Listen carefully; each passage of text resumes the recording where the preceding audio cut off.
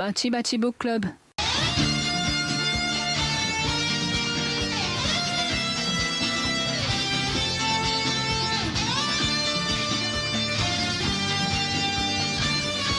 Hello, welcome, ladies, gentlemen, those who lie betwixt or outside, on the maiden voyage of Bati-Bati Book Club. I am your host, the Henry Cejudo of Verbal Judo, the Carl Gotch of Headbutt Spots, the Cody Rhodes of Scaring Hose, Squill of Wrestling with the Narrative, joined by Walk. Woo! I'm not that important. I'm just a dude who likes wrestling. I'm also a dude who likes wrestling. Oh my god! That's crazy. That's awesome. So I'm assuming if anybody's listening to this that they watch my channel probably. You like to introduce yourself? Yeah, hi, my name is Walk. I'm a dude on the internet who, you might see me on Twitter. I like garbage trash can wrestling for the most part, and, Squill has slowly but surely tried to introduce me to stuff that is both, more technical and more important, typically. He's the guy that introduced me to the matches of Bryan Danielson. So, yeah. And he used to show me a bunch of different matches and stuff like that. And we've decided to make a show out of it. So Yes, we have. Yeah. The idea being, hopefully, just much like a book club, like when, I don't know, celebrities do book clubs like Oprah or something. Sure. But, the fans at home can join us as we go through different wrestlers. Hopefully, normally ones that aren't nearly as popular, because, like, the guy we're covering today, we'll get to him in a second, but he's not the most obscure, but he's not a Bryan Danielson. For sure. Don't necessarily need to sing the praises of him, but hopefully introduce some different flavors of wrestling to people. It's a big and wide world out there. It's often scary. We hope that we can guide you through the sea of good and bad wrestling, and sometimes the bad wrestling is actually pretty good sometimes. Like Bob Sapp. Oh, Bob, we'll get to you someday. No promises, Someday. but we will get to Bob Sapp someday. And to add to your previous point, my taste in wrestling is well documented at this point. But I'm not quite as much in the trash can direction as you are, but I also do love when I'm out there on is just shoot style. We, of course, the name of the podcast, Bati-Bati, that's sort of where our two loves come together. It's got the disgusting head bumps and the MMA sort of aesthetic to it. But yes, I bring the submission grappling portion, I guess. And I like seeing people get dropped on their heads. And, that's all you really need in wrestling. Isn't it? All right, who is our wrestler for today?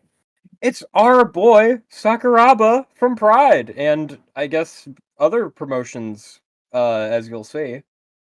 Yeah, so to give a little intro, I mean, he doesn't need much introduction, but Kazushi Sakuraba, of course, trained by Nobuhiko Takada, one of them people in the history of the business. And Takada, despite being a terrible MMA fighter, somehow trained Sakuraba to be, like, awesome.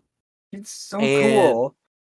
He was I guess the reason we chose, at least I chose him as the first episode, or nominated him, I suppose, is that he was so awesome at MMA that I think it overshadows his actual pro wrestling work. It really does. I mean, when your nickname is the Gracie Hunter, one of the bigger families in MMA, not that I'm saying that I like the Gracies, but They're important. they're important. They are important. And yeah, his MMA career really is massive, so if something gets on the sideline of his, I wouldn't be surprised. And it's understandable, and it also just, much like I to kind of keep a toe in MMA and one toe in wrestling. Arguably, both careers sort of disrupted the other, right? Where it's like you look at a Brock Lesnar, who's maybe the biggest example of this, where if he had committed fully to MMA, like training from high school, or at least after college, he would have been unstoppable. And if he had never taken that break in the middle of his career from pro wrestling, probably be way higher up like the GOAT rankings. Instead, he's just very good in both of them. Yes. Was it 3 fights in UFC that he ended up becoming champ? I forget. It was on his third fight. Yeah. Public. Yeah. It was on his third fight versus Randy Couture. Yeah. So it's fourth career fight total as well. But similarly, I think Sakuraba obviously, arguably, did more in MMA than Brock Lesnar did. That's not a big feat, honestly. I mean, he became UFC heavyweight champion. Well, that's nothing to sneeze at, of course. Yeah. But I mean, like, Sakuraba has a very long and very important career, I would say. But it's easy at that point to overlook, I guess, his pro wrestling, and also that it was kind of stop and start. Because when you're preparing to fight Kevin Randleman, when you're preparing to fight Rampage Jackson, Vanderlei Silva, you kind of don't want to take head bumps, for a predetermined fight. Yeah. You kind of want to keep focused on, like, the dudes that are actually trying to kill you. Although that being said, Sakuraba was like smoking a pack a day, and out of shape. So maybe he wasn't doing that much training. Maybe he was just cutting weight with cigarettes. He didn't need to cut weight. He was way underweight. Oh yeah, it's pride. I sometimes forget they don't really care about weight classes. He was 168 pounds. Damn. So if he fought today, he'd be a lightweight or a featherweight. Yeah. Which I think it'd be insane to see him with his skill set against people his size. I think he would do good. I mean, I'd figured he would, considering he could go up against dudes that are heavyweights. He would have to update his style for today, but for sure. You throw Prime Sakuraba and get him an actual like fitness regimen, and he'd probably do pretty damn good. Mm-hmm. But this isn't about his MMA career. No, we have been talking a lot about MMA in this pro wrestling podcast. Let's get to the pro wrestling.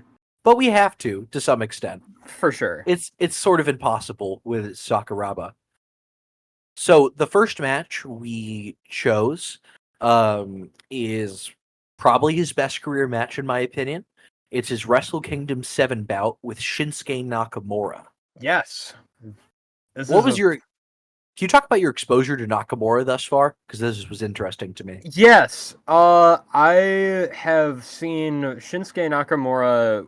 I saw his Kota Ibushi match at, I believe, Wrestle Kingdom is when I saw it. It was a love letter to Strong Style, and it was awesome. It was just a great introduction to what Strong Style was. I love Kota Ibushi. I don't think anyone hates Kota Ibushi. And I Maybe also Jim saw Cornette. But Jim Cornette doesn't like anybody. Yeah.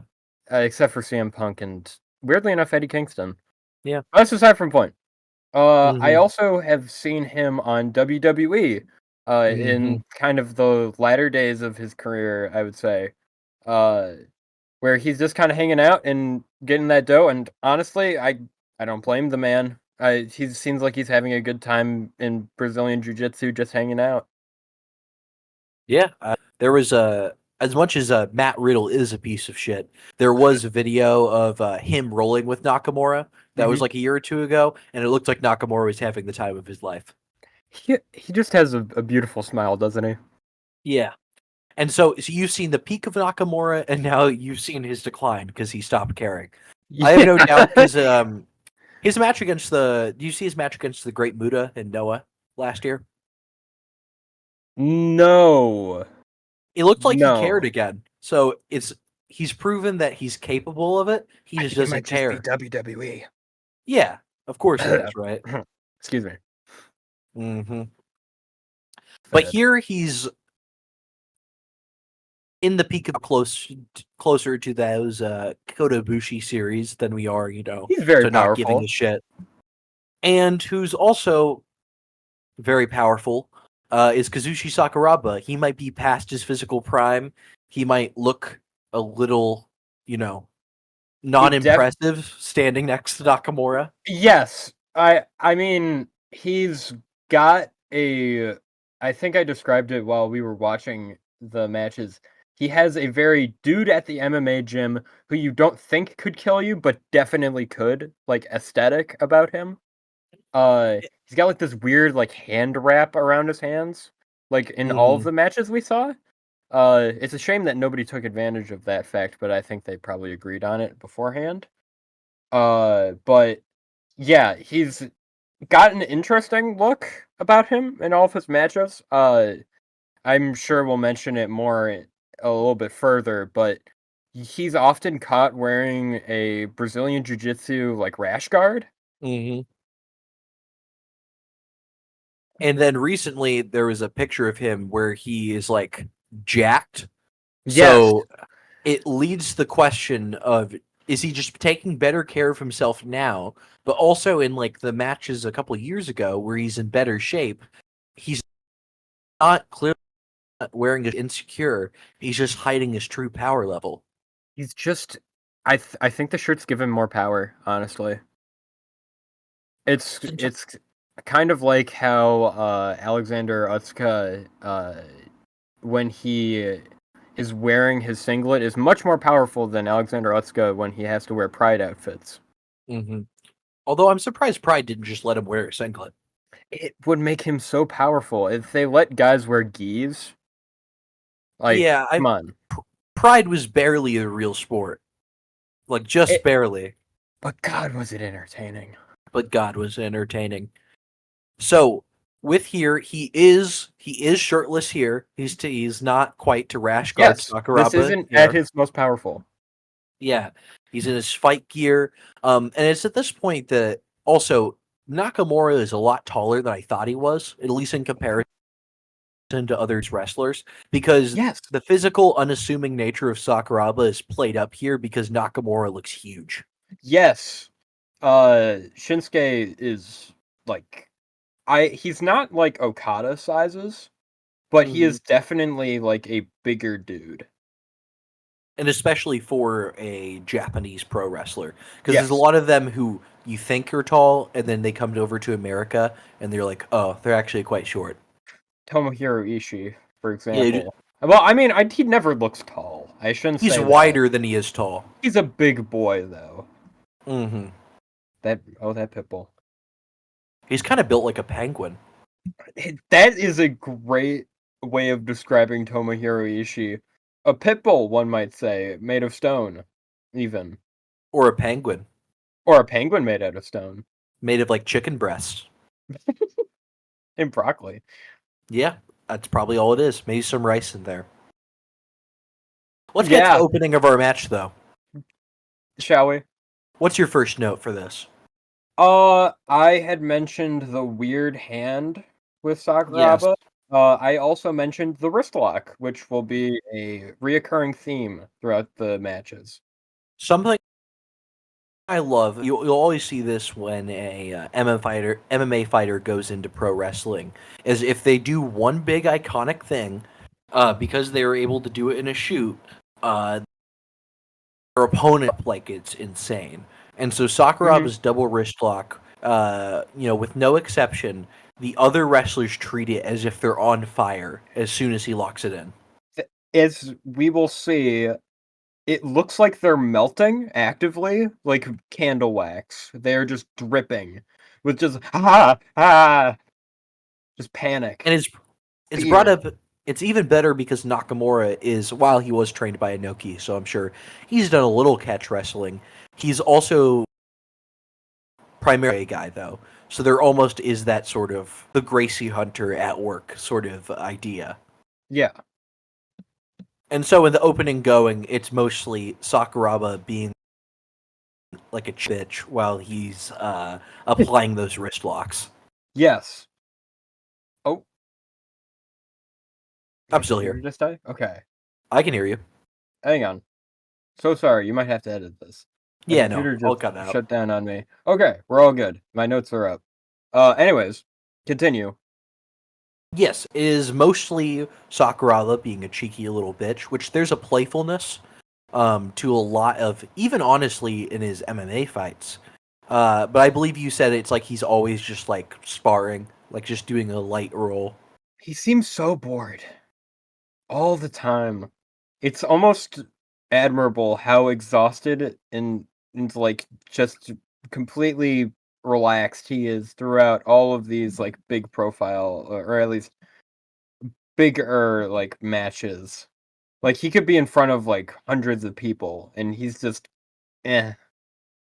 There's a video of Nick Diaz. He has a guy in a triangle choke, and it's so tight he doesn't need to use his hands, and he's got a blunt in his mouth. While he's got him in the triangle choke, and Yes, I that's think I've about seen the the level of video. energy here. Yeah, Yes. that's about where we're at with Sakuraba. He, I think you had mentioned that going with the Diaz uh brothers, uh Sakuraba always has this sort of steady pace throughout all of his matches, and he's never really like bursting at one particular moment. He's just kind of Hmm. going with the flow the whole time. Yeah, exactly. It's the thing of in the beginning he looks sluggish because the other guy's has full of steam. Hmm. But by the end, he's still going at the same place. I mean, it's the tortoise and the hare. Um, Hmm. but if a tortoise was, really good at snapping people's shoulders, For sure. and the words of Tony Ferguson, this is a rat race, but he's not a rat. He's a turtle, a ninja turtle. Anyways, which one's your favorite? Oh my Quote god. Tony Ferguson. Oh, Tony. What's the next You note you have for this match? I have Sakuraba Stomp. Yes, so This that is is one of the. Sorry, go ahead. this is something that like seems to come up, well, not a lot in these matches, but like whenever it does, everybody that like does the classic Brazilian Jiu-Jitsu butt scoot, or like they go out of their way to avoid it because they know how Sakuraba's answer is going to be. It's going to be his iconic Sakuraba stomp where he jumps up in the air and tries to crush your face into the mat. Hmm. Yeah, there's about like three spots he loves to hit. He's got his wrist lock, Hmm. he's got his stomp, and he's got his head kicks he likes to throw. Yes. And yes, you're correct. It's great because it's like the reputation. Like they're afraid of it. Like whenever they land on their back, even if he doesn't hit it, they'll like roll out of the way. Hmm. It's also like Sakuraba can't help himself. Like He he it's sees the opening. it's almost instinct. It's like if when the doctor like hits your knee with a hammer and it just kicks out your leg. That's his whenever he sees someone like sitting down doing a butt scoot, he's just like, okay, time to crush your skull. And I almost relate to it because after doing submission grappling for so long, if my girlfriend like hugs me from behind, I want to instinctively like throw in a double wrist lock to try to stop her from choking me out. But she's just trying to love me, and I'm just being paranoid.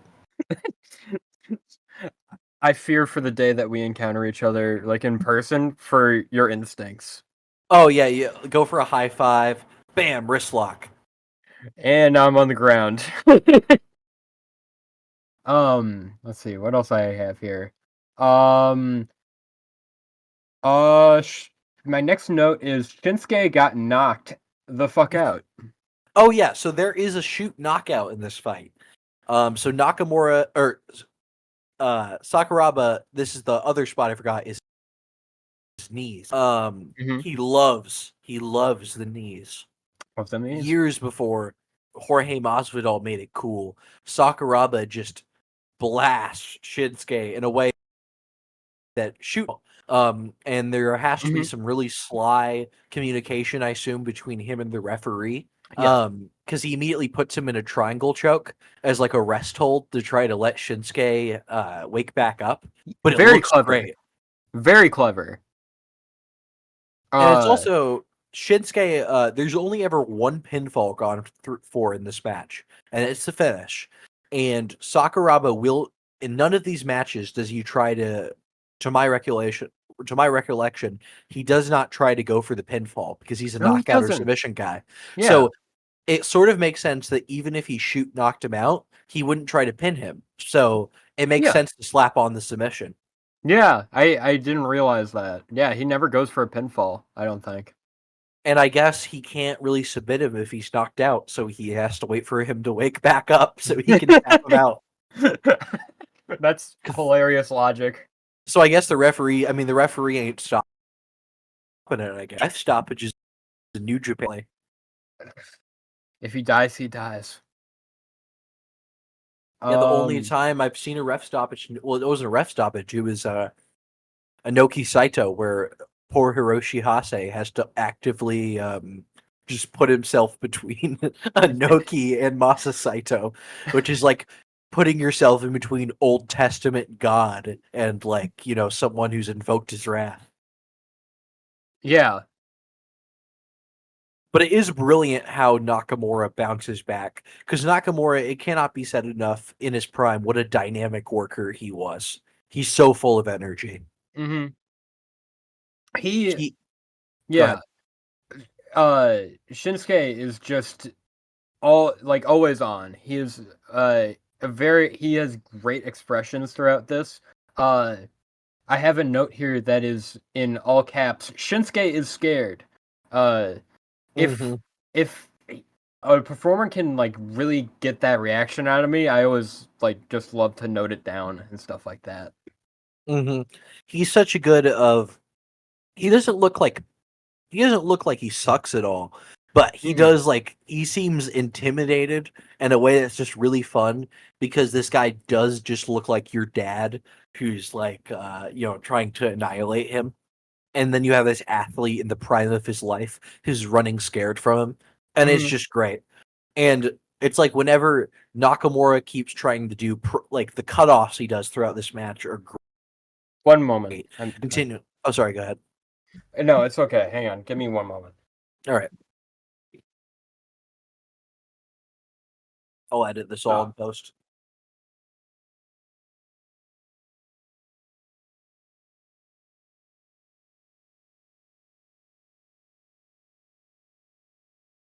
So sorry. Continue. That's gonna have to be edited out. I apologize. Yep, I got it.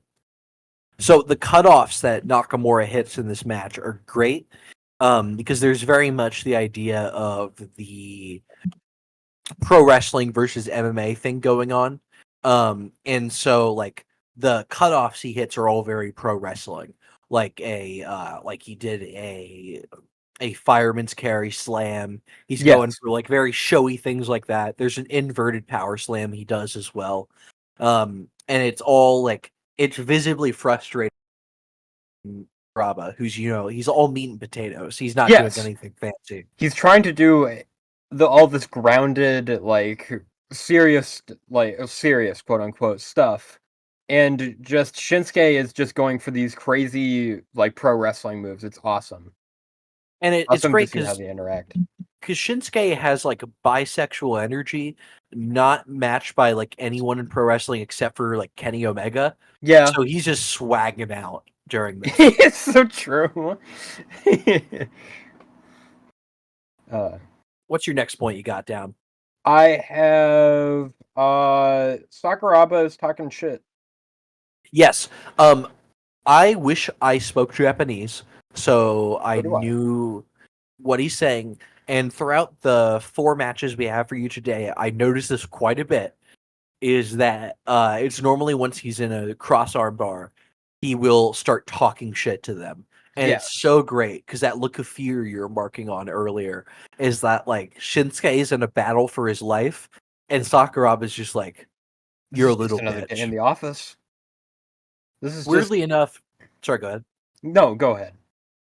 Weirdly enough, it's another Diaz brothers story of when Nick Diaz. Yeah. Well, it's sort of laziness, but also extreme competency. Yes. The art of laziness. It's when Nick Diaz fought Robbie Lawler for the first time. They weren't they were still sort of that. This is still not early UFC, but still pretty early. Mm-hmm. And there's still I don't know, a profession that they were trying to compensate for the fact that it was Bloodsport, and so there weren't Conor McGregor-esque antics. Yeah, So everyone was just like trying to act serious. But then I'm Nick gonna was in beat there. him and win. Exactly. But when Nick got in there, he was hitting 1-2 combos over and over again on Robbie. And whenever he hit a 1-2 combo, he'd go, "Stockton, bitch! Take that, Stockton, bitch!" Stockton.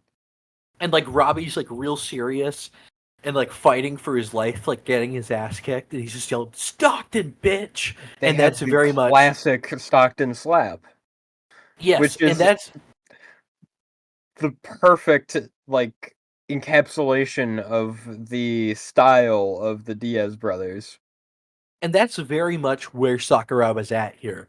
He's scaring Nakamura, he's winning, and Nakamura is desperately struggling, and Sakuraba's not applying his full power because he just wants to shit talk. Mm-hmm. Absolutely. It really is an old, like, you see all these old catch wrestlers that just get mean and funny. They really do. Uh I guess that would be a good transition to old and funny with our next match, if Well, do you you would have like to anything to say on the continue. finish?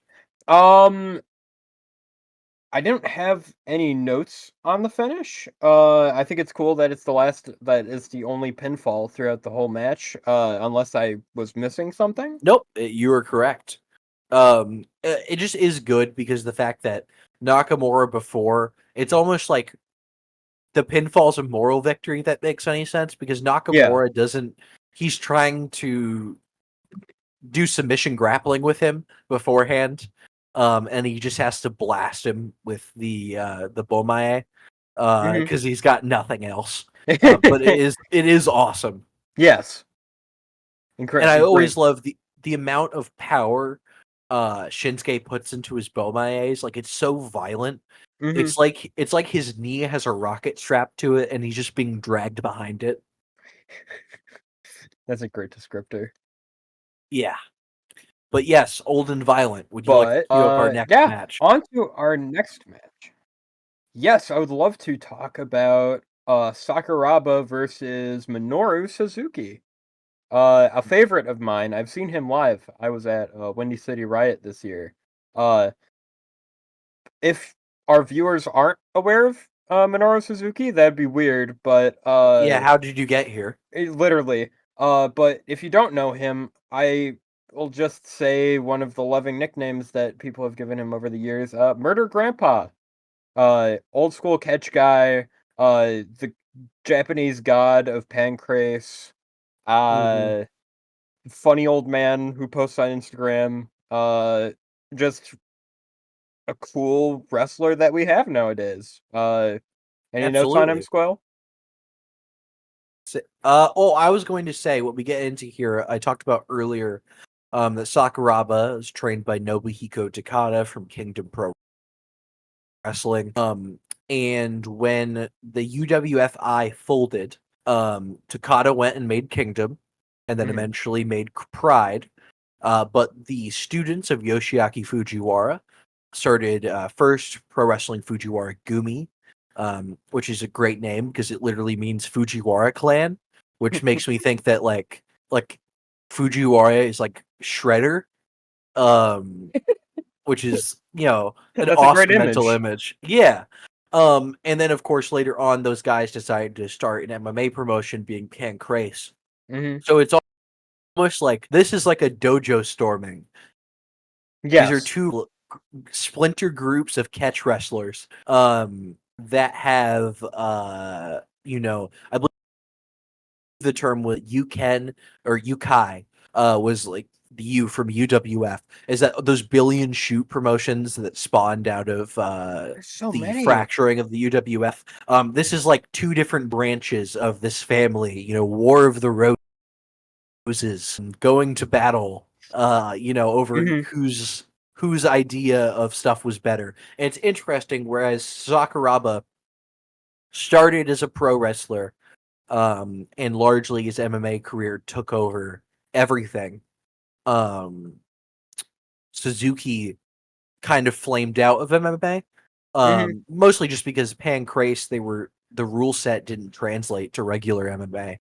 Mm-hmm. And he went back to pro wrestling. And so, ironically, in this fight, even though he's very legit, will fight this match. Suzuki is the more pro wrestling guy here. Yes, he very much is. Obviously, most people will know him for his pro wrestling stuff. Yeah. What, they don't know him for being a Fila model in 90s Japan? Well, I hope they do. I think that's a great detail about his life, and also I think he was in an episode of One Piece. Yes, he He was. like made a little cameo. That was fun. Yeah, he's a massive fan. Yeah, there's multiple pictures of him on his Instagram where he's just posing with a bunch of different statues of One Piece characters. Aside from that, I think one of the first notes I have on Suzuki is that Suzuki kind of looks like a smacked ass in this fight. Yes, Respectfully. he was in his phase. He's in all white, looking like a Shawn Michaels at WrestleMania. Except he's gone through bleaching his hair and his eyebrows, which is a bridge too far, in my opinion. It's very bold. Yeah, I mean, it's an image. If any of our viewers want to watch the match, and try to find it, it's a look, and I think Yes. most people will agree it is. It's a look. I will link variously legal links to the matches in the show notes. That's good. But if they get taken down for copyright in between when I post this and when you listen to this, so be it. If it dies, it dies. But there is immediately a dynamic of I guess I can say it's the most animated man in the world versus the most bored man in the world. Yes, Suzuki is doing the Suzuki shtick, and Sakuraba just couldn't care less. Honestly. Which is so funny because I'm so used to his as much as I love his matches that he does in the West now, they're very formulaic. And there's always a part where a guy's like afraid of Suzuki. And just watching a guy be so unfazed is just so rewarding. It's a fun look on Suzuki, having to try to fight for the fear. And technically, this is fought under UWFI rules. However, at no point does that actually come in. Not really, honestly. They just kind of show points. They didn't pinfall. That was it. Yeah. Nope. Yeah. Honestly, that's there's a lot of indies who say UWFI rules, but I think they mean knockout or submission because they just don't use the points, which I'm fine with. It's a lot cooler when you reference something people know. Yeah, that's true. We really like that's references. True. That's true. And Suzuki almost immediately, by the way, does the double wrist lock thing for him. He looks scared as hell. He does. It's I'm glad it's a constant. I think through all of our matches. Yes, it is a constant through all our matches. So it's nice to see Suzuki also do the bit. What's your next note you have in there? I have I learned Sakuraba's nickname, which is the IQ wrestler. Yes. Shout out to the amazing editor. Yes, sir. I have shoot sharpshooter. Yes. There's some great. Sakuraba did love doing cheeky stuff like that. I've accidentally done it before, in a grappling context. But if you're trying to raise someone's guard, just kind of like turn them over on their back like a turtle with its legs kicking up. Sometimes you just sort of end up there. He just ends up in, There's the obligatory butt scoot sequence in a Sakuraba match. Of course. And of course it's Suzuki doing it. Yes. And he gets out of the way. He does obviously he does the thing. I also wrote here failed Suzuki armbar. It is one of the Oh, sorry, go ahead. No, go ahead. I didn't have anything. The hanging armbar he does here is the greatest version of that spot I've ever seen. He has a really good one against Kenta Kobashi in a GHC title match as well. Mhm. But he goes to the outside to try to like run away. Sakuraba follows him, so he hits him with strikes in a clinch, and then sets up the armbar. And instead of just go immediately, and it looks Yes. fucking amazing. Yeah, it looks great. I also threw in here, since kind of going to the outside a little bit, rope-a-doping? Oh yeah, yeah. Suzuki sort of like starts ducking to set up the armbar, and Mhm. it looks awesome. Yeah. Because he is doing some actual like boxing slips as he's doing it, and it's the shootier version of Minoru Suzuki that I enjoy because I love his character stuff. I love his brawling, but I love when he reminds you that like, oh, at one point this guy was a world class fighter. Literally, yeah. It's always very cool. And his Uh, armbar, his hanging armbar is something I love about him because the fact that just by the definition of pro wrestling, I guess unless you're in a falls count anywhere match, that that it's armbar will useless. not that It's not armbar gonna win will a not match. count. Yeah. He just fucking hates you and he wants to wear He down just your wants to arm. hurt people, you know? It's the reason he set up Suzuki-gun. It's just a bunch of dudes who just really like hurting people. You gotta respect a man whose entire life goal is just hurting people, I guess. It really And is great that he brought a guy from like each style into Suzuki-gun. it's He's really got cool. Lance Archer's a head drop guy. El Desperado does death matches in junior heavyweight Hmm. style. ZSJ is a grapple fuck wrestler. He's got everybody in there. Yeah. Oh, and Taichi's a Kings Road fanboy. Hell yeah. So they really do. Yeah. But All of after they go to the outside, and it's mostly Suzuki bailing, doing the great coward stuff he does. Yes. And one of my favorite parts about this, like, uh, Suzuki taking it to the outside, is that Sakuraba starts winning, if I remember correctly. Yep, but he doesn't. But it won't count out here, which is Hmm. always the pitfall of that. Yeah. They brawl out to the ramp, and Sakuraba is kicking his ass. Yes. And there's a moment where Sakuraba just starts walking over to the ring, and Mhm. Suzuki is just sitting on the pathway up to the ring, and he's so sad that Yeah. his strategy of trying to throw chairs or whatever at Sakuraba just didn't work. Well, it's what we were talking about with the unstoppable force meet, or not with the most bored man meets the most animated man. It is the unstoppable force meets the immovable object. Of Suzuki is so phased by the fact that like his normal thing isn't working on him. Hmm. He's finally hit someone with the same level of magic that he has. Yes. Yes. Uh yeah. It's something you really only see with like Suzuki and like his Moxley matches or something. When he just meets a guy on the same wavelength as him. Yep. But Uh it's like all the aura he normally has is dissipated by Sakuraba, which is Because something I love. Sakuraba doesn't care. He's like he's fought all the Gracies, he's fought Rampage Jackson. He's done it all. And you're there's a certain level of like character change between Sakuraba's MMA and pro wrestling Hmm. that in MMA Sakuraba is typically very respectful of his opponents and just like the general like fans and stuff like that. But in pro wrestling, he doesn't care about any of this. He's just kind of like rolling with these people. It kind of seems like he's just doing like training mode. Well, it's like he's beat the main game and now he's looking for achievements. Yeah, the way that I described it is, and excuse the very nerdy reference, I mean, we're a pro wrestling podcast. I mean, we're nerdy by Hmm. our existence. But uh, at the end of Red Dead Redemption 2, when Yes. you've done all of the missions and you've hit New Game Plus, after a while, you're just playing as John Marston, and you're just like, man, I just want to be evil. And then you do.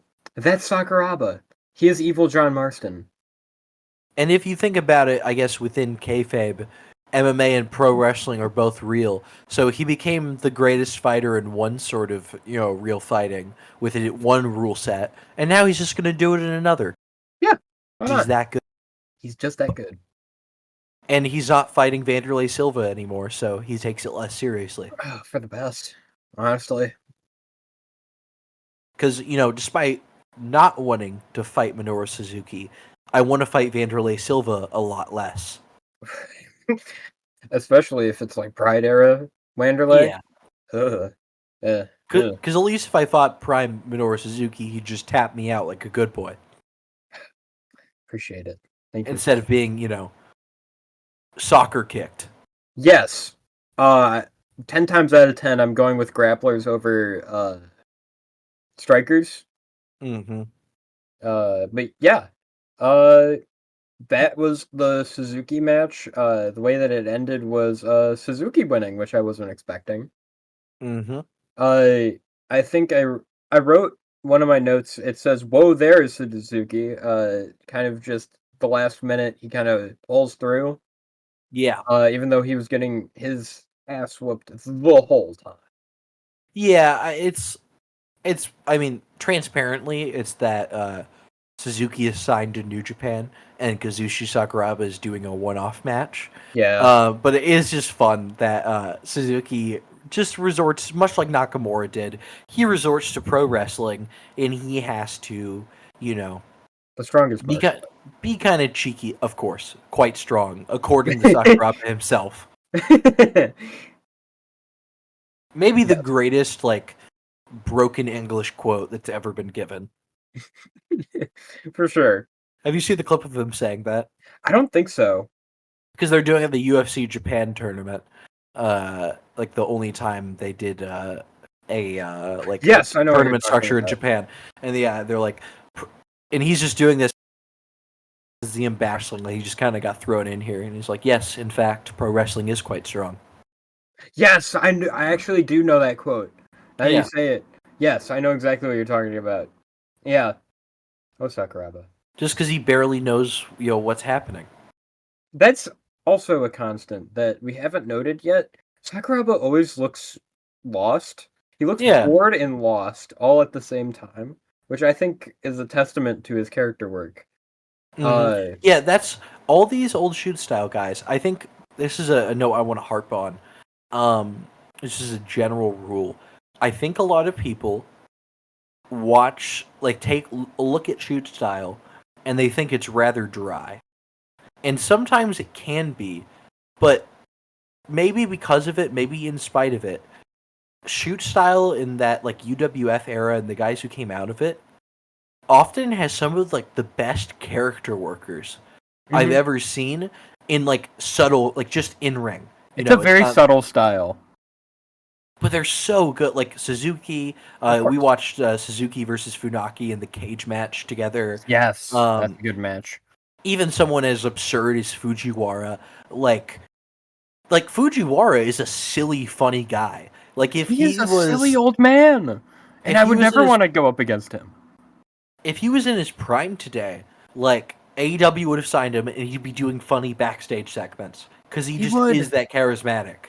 And a lot of guys like that in shoot style are just that charismatic. And I'm glad that there were platforms like this, or even battle arts that allowed them to be as weird as they want to. Fujiwara really is the real learning tree.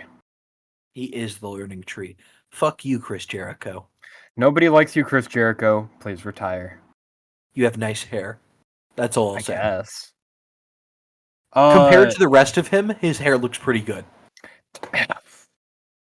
I feel like the leathery bat skin he has and the nice hair is not congruent. There's a bunch of posts on Twitter. I'm not sure if this is gonna make into the final cut, but there's a bunch of posts on Twitter of Brian Griffin, where he doesn't have any fur, and they put Chris Jericho's hair and the FTW belt on him and wearing his trunks. It's a funny edit. I don't know how ever to find it, but I keep on seeing it, and he does look like Brian Griffin without fur. That's beautiful. That Is is it? beautiful. Well, it's just not the actual visceral image, No, but for sure. the metaphor. The Yes, yes. metaphor. Let's move on to our next match. We And have it Katsuyori is Shibata, Shibata, the man who should have won the FTW belt, for the record. and he's had Uh, his. This is before he had his brain removed. yes. Um, Thank you, Dave perhaps Milter. perhaps never had a brain in the first place. Uh, for a man with no brain, Yeah, to quote my notes, Shibata is so cool, and Shibata looks nuts. He's yeah. crazy. He's just Also, during this time period, he had beautiful hair. By the way, he had I do remember great that. hair. This is Shibata. Like today is cool. Mhm. Past Shibata Yeah, is like insane. He's so cool. and so some context here. I was going to say that Shibata and Sakuraba had a tag team called Laughter Seven. mhm, And as well before that, they had actually fought in an MMA fight, and Sakuraba won via armbar. mhm, Shibata was not a very good MMA fighter. Uh, sadly, it you did could have not fooled help me. that he got. It did not help thrown to the wolves immediately. Like I think he fought one of the Gracies in like his third fight or something. Like Jesus, he got good. It wasn't good for him. He was he also got the fighting a Pride lot Pro of guys. Wrestler treatment. He really did. They at least gave Shinsuke Nakamura cans, which is sort of unfair, because he's like 6-3 in MMA, I think. Yeah, a weirdly good record. Yeah. So, like I said, they gave him cans because Inoki Helps. just liked him. I think Doesn't he have the moniker of Prince of Strong Style or something? King of Strong Style. King. Excuse me, Yes, the king. King. Yeah. But as for Shibata, though, it's really funny to me because it's literally it's like a shoot version of how the Blackpool Combat Club was founded. Actually Yes. told Danielson that if I'm going to team with you, I have to bleed with you first. And Hmm. these two guys fought in an actual MMA fight and then decided to form a tag team. It's That's awesome. amazing. It's so cool. Also, I want to point out the Sakura or that Shibata cut his teeth in the Makai Club. Do you know who the Makai Club are? No. It's when he was a young lion. The Makai Club during peak Inokiism were a faction like the Ministry of Darkness, Oh except yes, it was this. all MMA fighters, and they worshipped Antonio Inoki as a living god. There's an insane picture because I needed to be reminded of this. It was an image of Antonio Inoki on the cross with a crown of thorns, or was it Hmm. barbed wire? Who knows? It's pro wrestling. Yeah. Uh, where he's like crucified. It is a insane picture. I don't know Hmm. how much video editing you're gonna do for this, but if you want to show a picture of that, Hmm. it's insane. Yes. And he died for our sins. Every day, I hope I go to the Friendship Island when I Though die. that would be a better afterlife, wouldn't it? It Inoki would. Friendship Island. The Inoki Friendship Island. I hope that we can carry on the inside joke we've had of the Inoki Friendship Island, uh, where all great pro wrestlers go when they die. The Valhalla. It is. It is Valhalla, but friendlier when with more turtles. Do you think Shibata was briefly there when his brain was taken out, and then he was called back to Earth? Yes, I It like wasn't them. his time yet. It's like that scene from Doctor Strange, where he gets touched on the forehead and he gets his soul knocked out. Hmm. It's like in reverse though. He gets touched on the forehead and his soul gets sucked back in. He got headbutted by the ghost of Ricky Dozon that sent him back to Earth. And a little slap from and Inoki wasn't dead yet, but we're gonna No. say that he is in this scenario, I guess. Hmm. Or he's powerful enough that he can go to the Friendship Island Yeah. to and fro. Anyhow, It's it's like the Undying Lands in Lord of the Rings. It's both metaphorically heaven and a place you can sail to, as I believe it is off the coast of Cuba. Yes. Yes, actually. Yeah, So one day.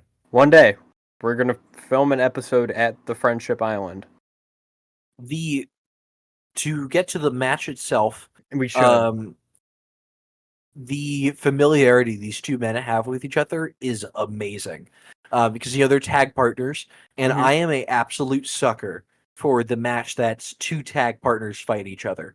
It's always good. It's we've brought this up multiple times to each other, but whenever it's like a tag team partner or brothers or just generally friends, they always produce really good matches. And they always hit each other really fucking hard. Really hard. Just the most insane bumps you'll ever see. Well, it's like almost like Shibata. It's like out of principle, he has to hit his tag team partner harder than anyone else. Which is insane for Shibata. Iron sharpens iron. Um, Maybe not with CTE, but otherwise, they got to get better by hitting each other really hard. Of course. Let's see.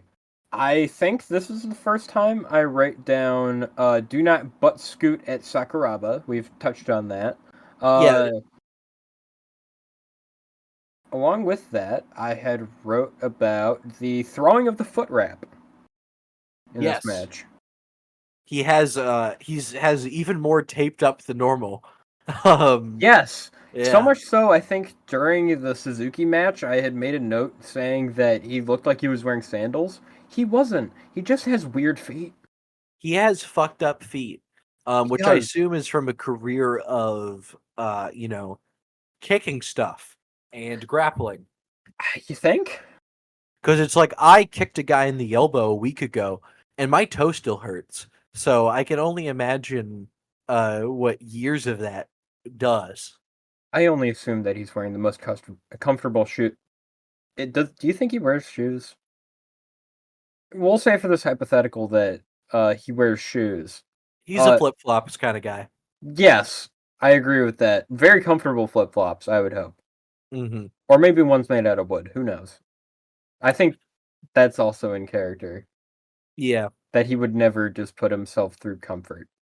I could also see him randomly in like some like Jordans though Yes, honestly. in his entrance. Yeah, he's wearing the Young Bucks Jordans. There you go. Hell yeah. Biggest Young Buck fans, Kazushi Sakuraba. To, Obviously. to your point earlier about the butt scoot though, nobody interrupts more Sakuraba spots than Shibata here.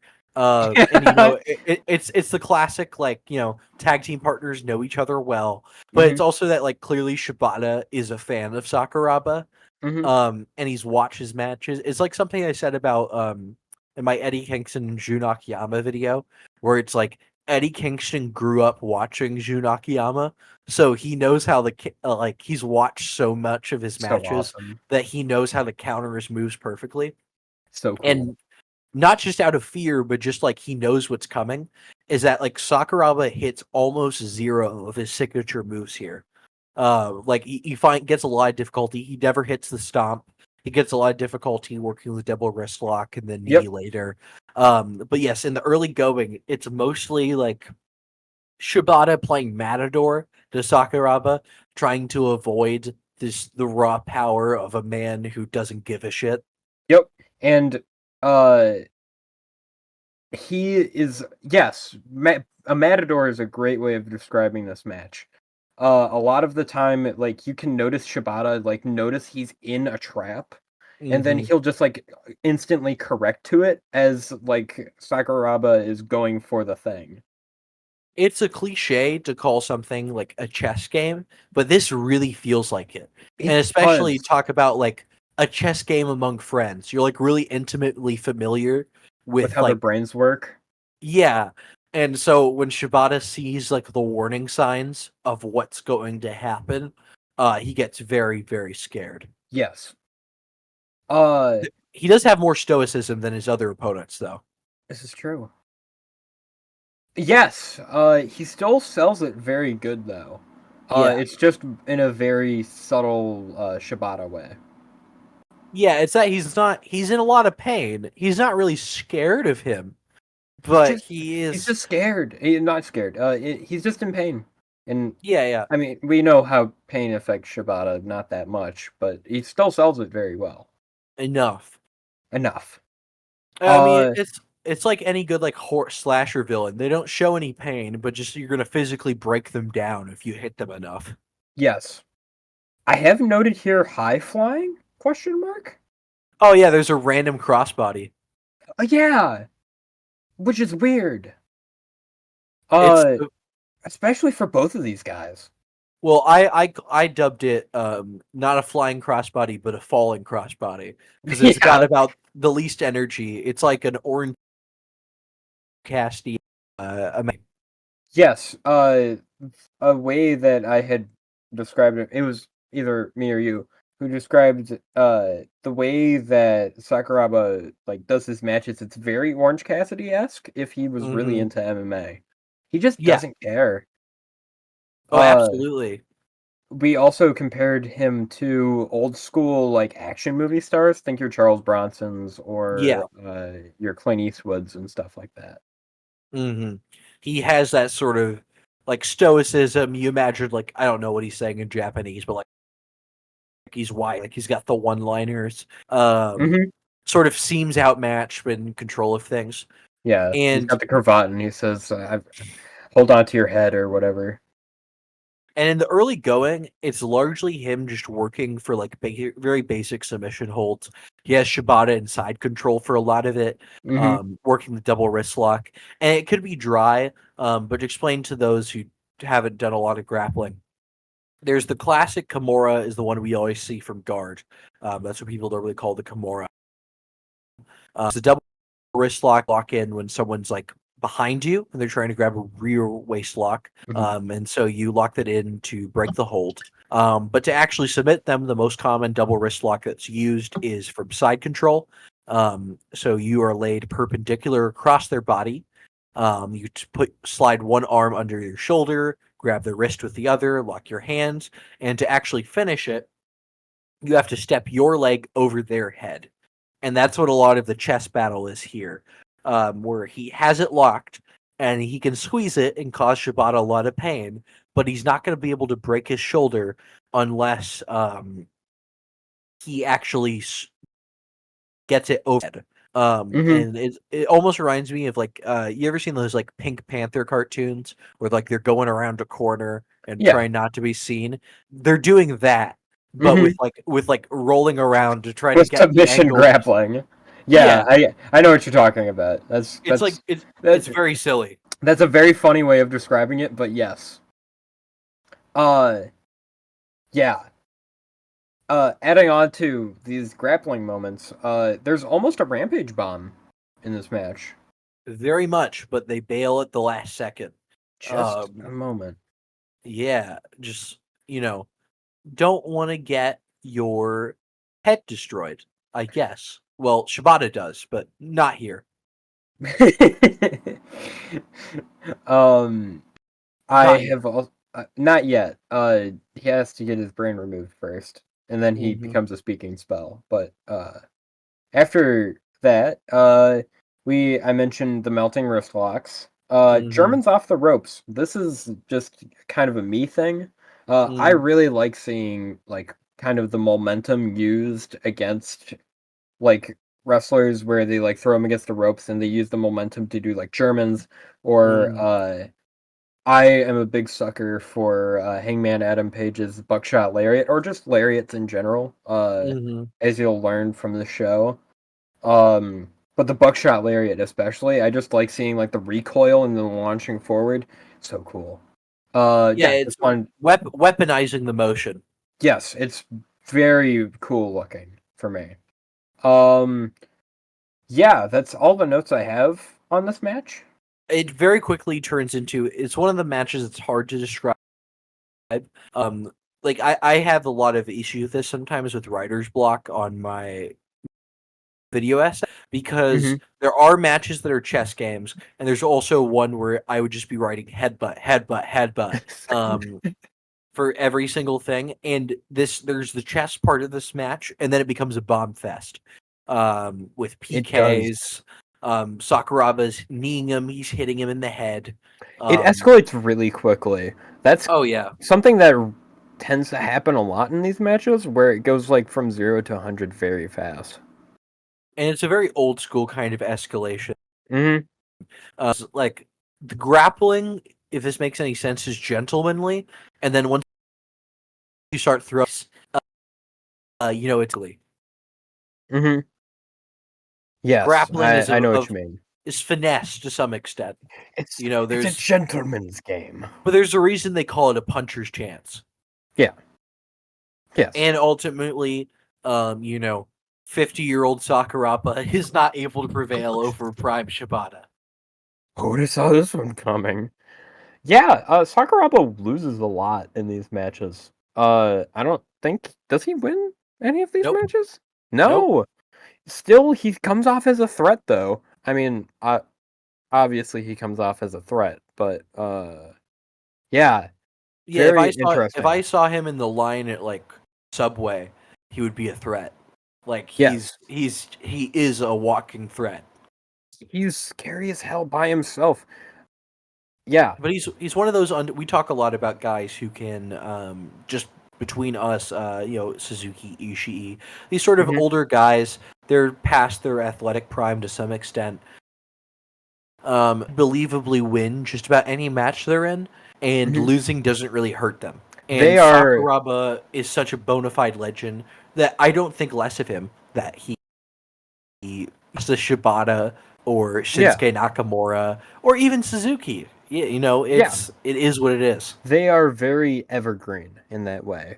They're great if you need them to elevate a little title. They're great. They're just great to have around, and seeing them around at all is always a pleasure. Absolutely, and it's just like whenever, especially now Sakuraba, because he'll be wrestling on Bloodsport Bushido in about a month now, and he hasn't wrestled at all this year, so I'll be happy to see him back. He's been doing the old catch wrestler thing, where you know how I'm going to check this right now and see how many times Yoshiaki Fujiwara has wrestled in this last year. But unlike the Terry Funk strategy, where you retire 8 times, forever. This old kind of wrestler just never officially announces a retirement, but just starts wrestling less and less. Yeah, we're about halfway through the year. Fujiwara has wrestled once this year. He wrestled once last year, and 4 times in 2022. He's sort of ramping down. Good for him, honestly. I doubt we'll ever get an actual retirement match. So. Yeah, he's just gonna do it until he doesn't. And it's insane that he's still doing it. If he can do an armbar, And that's why I always tell people who are saying like, oh, I don't know if Minoru Suzuki, how long he's going to wrestle. Yoshiaki Fujiwara, his trainer, is 75. He wrestled last month. He's going to be around plenty, guys. Don't worry. Yeah, Suzuki is 55. Masakatsu Funaki's about the same age. They're going to be around for a while. Be glad that you like him. Yeah. And if you don't like Suzuki, there's something fundamentally wrong with you. Literally, he's such a lovable little scamp. I guess going back to our the Suzuki match, kind of a little bit. We were talking about how he's such a lovable little scamp. For a scary old man, scary quote unquote. He's definitely scary during a Jushin Thunder Liger feud. But he is a scary old man that is also a guy that I will go, oh, Suzuki, you silly little guy. You tried to hit him with a chair, you silly Get you a man who can do both. Get you a man that can do both. And New Japan does have a man that can do both. Well, they don't have Kenny Omega anymore. He goes both ways. Yeah. Yeah. And on that note, we're going to move on to match 4, which is with Nakajima It's my first Nakajima match. Yeah, it's a real interesting one. He is, as I explained to you, he was sort of a prodigy in kickboxing. One Kensuke Sasaki, aka Mr. Akira Hokuto, scouted him and brought him in. He and Kento Miyahara were like his two basically adopted sons. Which that household is insane. Akira Hokuto, Sasaki, Miyahara, and Nakajima. That is a scary family to have going to the grocery store. That's like Batman and his extended family levels. Literally, scary. No, for real. Oh my god, they're adopting orphans and teaching them how to. They literally are. Wow, they are Batman. They are just the Batman for pro wrestling family. Wow. But Nakajima is one of now he's with All Japan. But for the longest time he was with Noah. And he and Keno were the two kicky boys. Who were both, main event wrestlers for the longest time. He's does very good character work. And he just has a pretty well-rounded style, but he just loves to kick. He loves to kick. He has a good style. For my first match, I mentioned, he does great kicks. The way that each man sells these kicks is very interesting because they sound like they hurt a lot, but the way they sell them is kind of an old dad who just had to get up for a beer, and he's just like, "Oh fuck." It's just, ow, you got me. Well, and that's an interesting thing about real leg kicks, right? Real leg kicks, assuming you're just like, you could go shin on shin and try to break someone's bone, but there's an equal chance that you break your own leg, right? Most leg kicks you see in an MMA fight are going to go to the meat of someone's leg. And they're not doing any structural damage. They just hurt like shit. Yeah. And they slowly remove your motivation to keep moving. To keep moving. And slowly it'll bruise. But it's not serious. It's not gonna like immobilize you in anything other than pain. So it almost makes sense because it's two tough sons of bitches here. Where they're like, oh, come on, really? I'll kick you harder. And I will say this is the oldest we've seen Sakuraba. He would have been about 50 here. This is in 2021. And aside from his teeth, he looks great. And Nakajima, I wouldn't say he's carrying him at all, but he definitely is doing a lot more than we saw his previous opponents do. Just because Sakuraba, he's fine. He's definitely not moving as fast as he used to. He's still very mobile, and he takes a lot more time to sort of sit and rest. But he always incorporates it in like a character way where he's looking frustrated or, just sort of goofing off in a way that like Suzuki does as well. Yes. Where the best sort of like, quote unquote rest hold or whatever is if you rest, but in a way where we don't notice it. Yeah. You mentioning that we didn't really talk about it while watching it. I just was like, I'd barely even noticed, honestly. My untrained eye. I thought this match flowed very well for a lot of it. It was a little slow, but much like any other Sakuraba match, it has a very steady pace. And then there is a beautiful crescendo right at the end. Yes, we'll get to that. But first, I have. Apparently, there was a kick to the balls. Yes, I can't tell whether that was a shoot or what, but yes, there is a little low blow, and it's played as like kind of cheeky. Yeah. It's just kind of like a fun character moment. Yeah, it's turned into either way. Yeah. I have submission escape.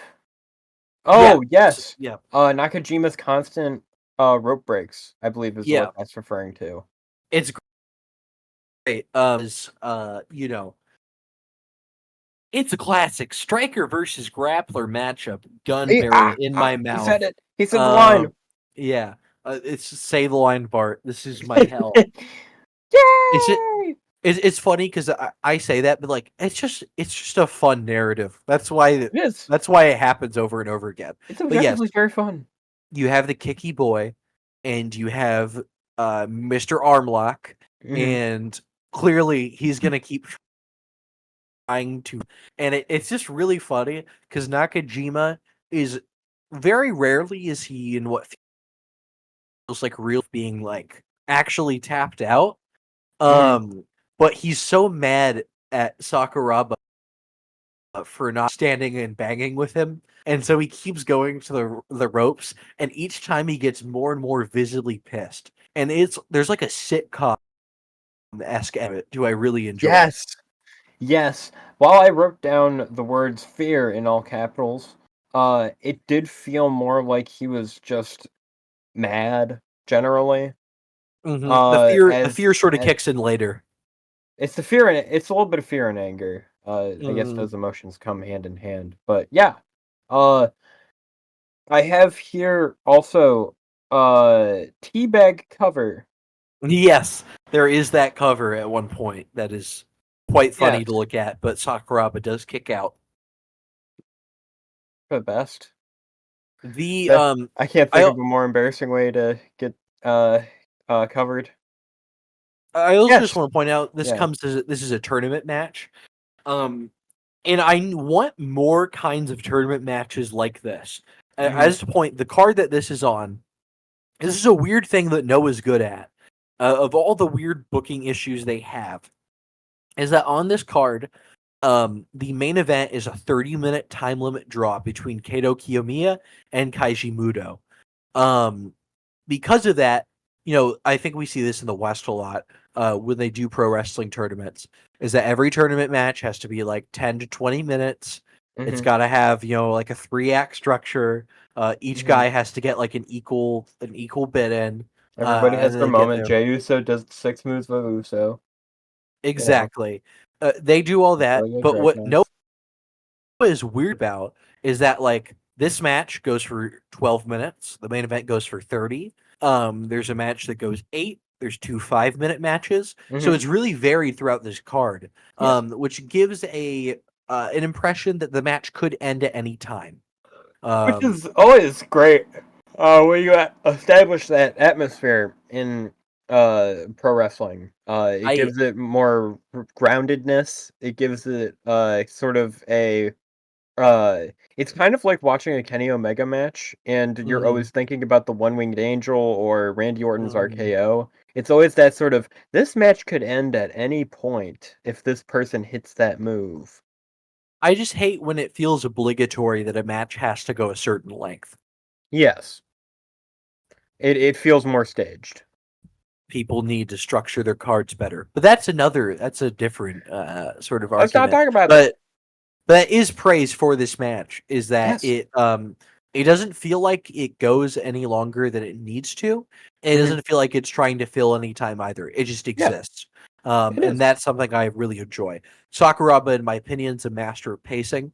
Mhm. Um, I mean, we'll call it a deliberate pace, but it's at least better than the obligatory like 10-minute feeling out in any like New Japan main event match, and then Yeah. the Stardom ones that got really bad about that. Mhm. Um, because his feeling out process is that he's still going for like I guess Sakuraba is always just the fight. There is Yeah. no there's no necessarily transition holds. Mhm. Like he's always almost always working some variation of a wrist lock. He's trying to tap you out with. It's not like this is the part of the match where we hit shoulder tackles on each other. Uh, Mhm. and that's what I don't know. That's one of the things I love about him. Yeah. Uh, what else do you have about this match? I have Sakuraba thinks in lowercase. Um Saku thing is a little shit. Crazy Yeah, suplex. Do you want to talk about the ending of this match? sure. Crazy suplex. It Yes. turns into an all Japan like 90s match. Yeah. Like really fast.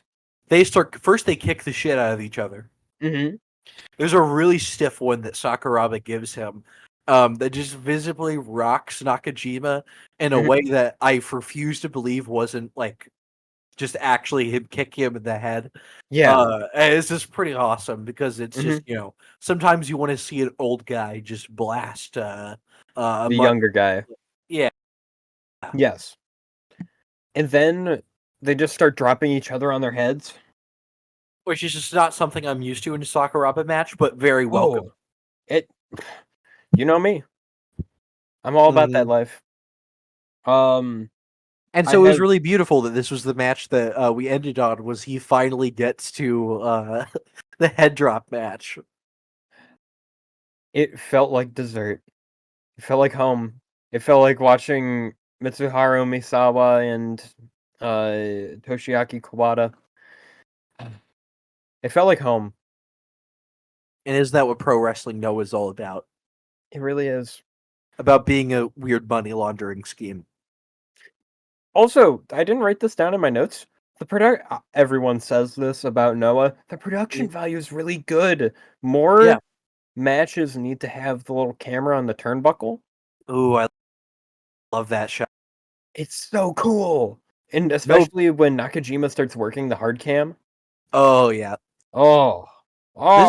This is something I don't understand is that there's so many TV ready wrestlers in Japan, and it's just amazing to me that more there's so many American guys who on TV regularly and they aren't as good as working the hard cam as a guy like Nakajima does, who does not wrestle like a style that we would technically that we would normally think about as being for like American TV. Yeah.